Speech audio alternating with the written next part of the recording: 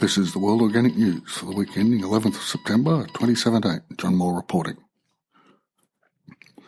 We begin this week with a quote from a Facebook post I saw. Quote, "The forests are screaming, and few are the people who will listen to their cries." End quote. This is from the Facebook page More Trees, Less Arseholes.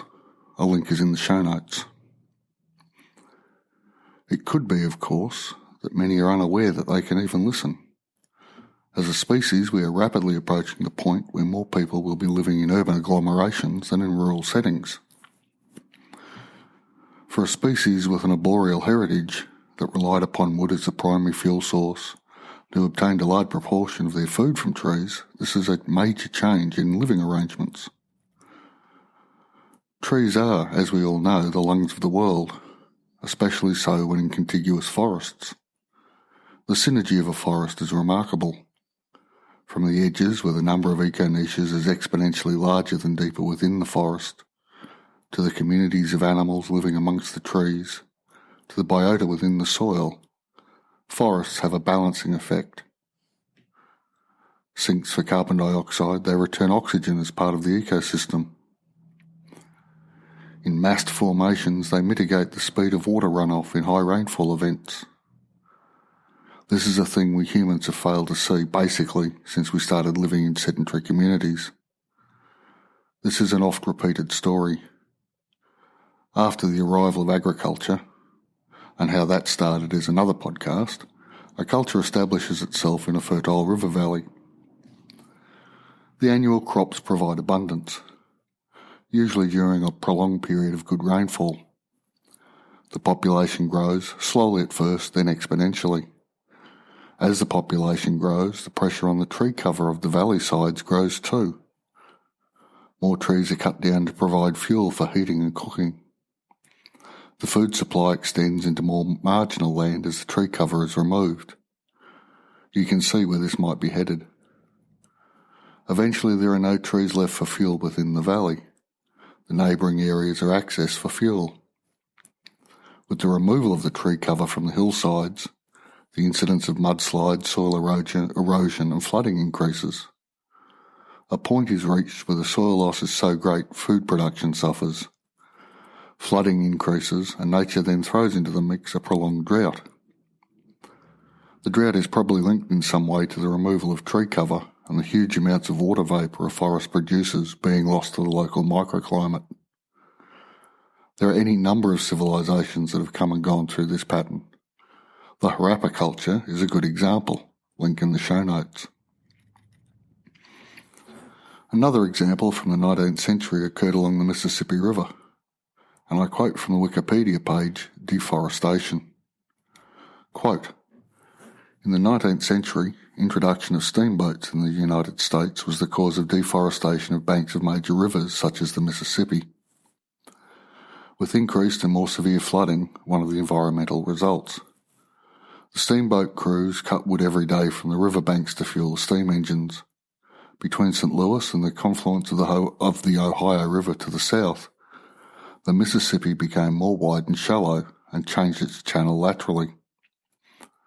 Attempts to improve navigation by the use of snag pullers often resulted in crews clearing large trees 30 to 60 metres from the bank.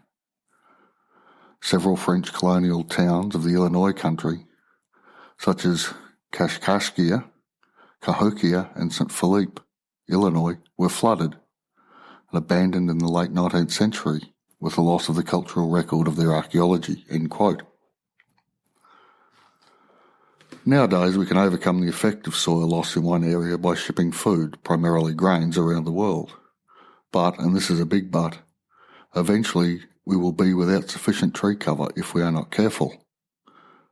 The rate of deforestation has slowed, which is a good thing, but that's little different from saying, I'm losing blood at a slower rate, so I could live 7 more minutes and not 3 after an accident. And now to the quote I started with. "The forests are screaming, and few are the people who listen to their cries."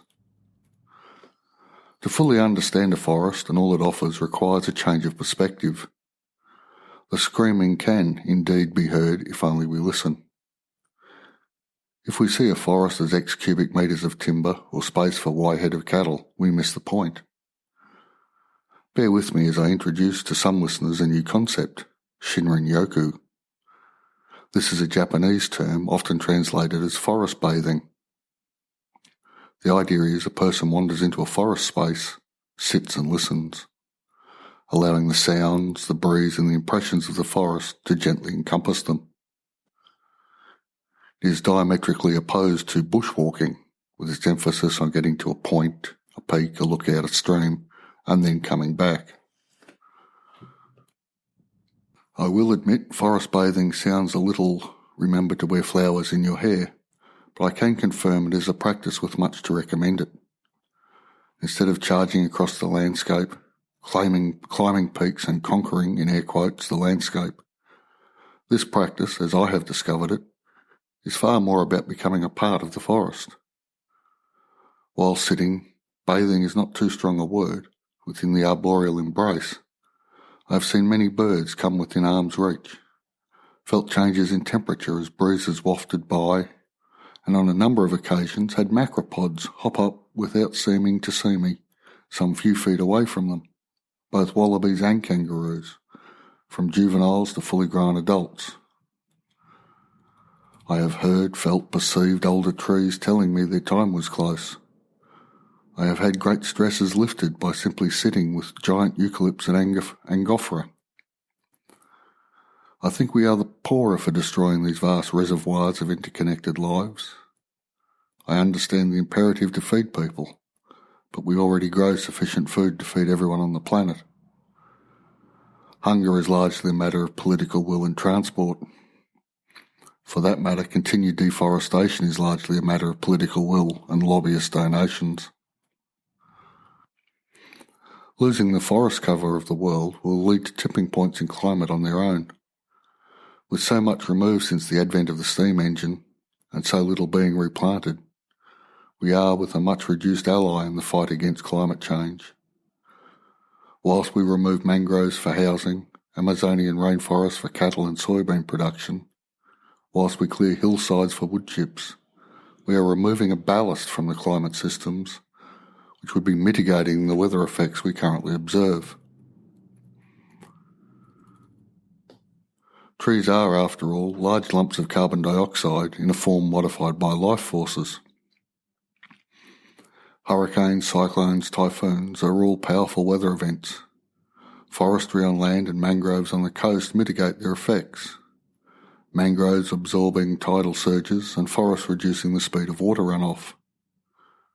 We are the poorer for forest losses. They are screaming for our attention. We need to take action, probably 50 years ago, but we need to take action today. There are many things we can do, apart from just planting more trees. Moving from trees for paper, housing and fuel to hemp for these products will have two effects. More trees, that's a win. Better control of soil erosion given the massive root systems of hemp, that's another win. And a more productive system. Clearly hemp needs to be part of a rotation system of cropping. Simply growing a monoculture of hemp will only attract pests and diseases. We are in a natural system called life on this planet, and the rules are simple. Diversity brings a greater level of protection when compared to monocultures. The danger is the large immediate returns in the first few years of monocultural production. Once trapped into those returns, especially when accompanied with debt, leads to pesticides, herbicides and fertilizers to maintain the magical returns. These cost soil over time and then water quality. This should all sound familiar, as it's the same trap we've fallen into with cereals, pine plantations and fish farming. We can change the current paradigm, indeed we must. If this decade's weather has told us anything, it has screamed that we need to change. If we do not lead this change, if we do not heed the screaming of the forests, we will have change imposed upon us. As new points of equilibrium in ecosystems across the planet establish themselves, we may just find there is less space for our species, and that would be a shame.